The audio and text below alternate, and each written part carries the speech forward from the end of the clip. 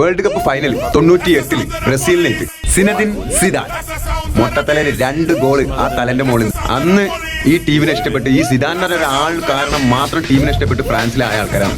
അന്ന് ശരിക്കും കളി കണ്ടതായിട്ട് ഓർക്കുന്നില്ല, പക്ഷെ ആ കളിയിൽ സംഭവിച്ച കാര്യങ്ങളൊക്കെ നമ്മൾ കേട്ടും കണ്ടും എന്താ കാലത്ത് നമ്മൾ സിദാൻ തലക്ക് കരുതാം. അന്ന് ബാലൻഡിയർ സിദാൻക്ക് 2000 യൂറോ, 2002 വേൾഡ് കപ്പിൽ നമ്മൾ ഫസ്റ്റ് റൗണ്ടിൽ തന്നെ സെനഗലിനേറ്റ് കളിച്ച് പുറത്തായി.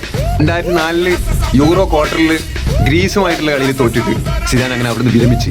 2006 വേൾഡ് കപ്പ്, ആ വേൾഡ് കപ്പിൽ ടീം 4 കളിയും തോറ്റ് യോഗ്യത പോലും നേടാൻ പറ്റാത്ത അവസ്ഥ വരുന്ന കണ്ടപ്പോൾ റൈമൻ ഡൊമിനിക് എന്ന് പറഞ്ഞ കോച്ച് സിദാനും ടീമിനെ വീണ്ടും തിരിച്ചു വിളിച്ച് ആ വേൾഡ് കപ്പ് അതുപോലെ തന്നെ ഒറ്റക്ക് നിന്ന് ഫൈനലിൽ എത്തിച്ച്.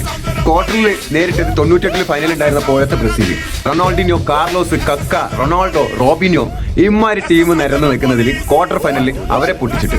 ഫൈനൽ എല്ലാവർക്കും ഓർമ്മ ഉണ്ടാവും. മറ്റരാശി ചൊടിപ്പിച്ച് മറ്റരാശി വംശീയവും വീട്ടുകാരെയൊക്കെ പറഞ്ഞത് കാരണം നെഞ്ചിലൊരു കുത്ത്, ആ കുത്തിൽ റെഡ് കാർഡും വാങ്ങി വേൾഡ് കപ്പിന്റെ അടുത്ത് കൂടെ നടന്നു പോകുന്ന സീൻ ഇപ്പോഴും നമുക്ക് ഓർമ്മയുണ്ട്.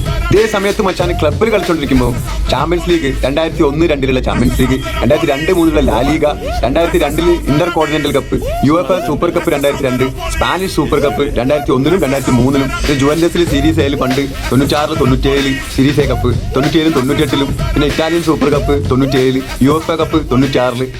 ആ സിദാന് 2006 വിരമിച്ച് പിന്നെ 10 വർഷം കാണാതായിട്ട് 2016 വീണ്ടും തിരിച്ചു വരുന്നത് റിയൽ മാഡ്രിഡിന്റെ കോച്ചായിട്ട്. അവിടുന്ന് അങ്ങോട്ടുള്ള യാത്രയിൽ 11 ട്രോഫീസാണ് സിദാൻ നേടി കൊടുത്തത്.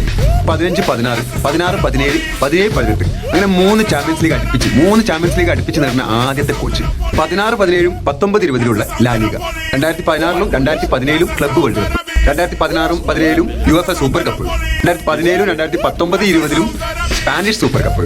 അങ്ങനെ മൊത്തത്തിൽ റിയൽ മാഡ്രിഡിന്റെ ചരിത്രത്തിലെ ഏറ്റവും മികച്ച പരിശീലകരിൽ ഒരാൾ.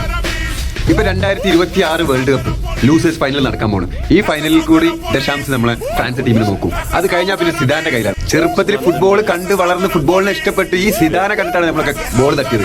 ആ സിദാന് നമ്മുടെ ലൈഫിൽ ഇത്രയും കാലമായിട്ട് ഉണ്ടാക്കിയ ഇൻവോൾവ്മെന്റ്സ് ആണ് ഇപ്പോൾ ഞാൻ പറഞ്ഞത്.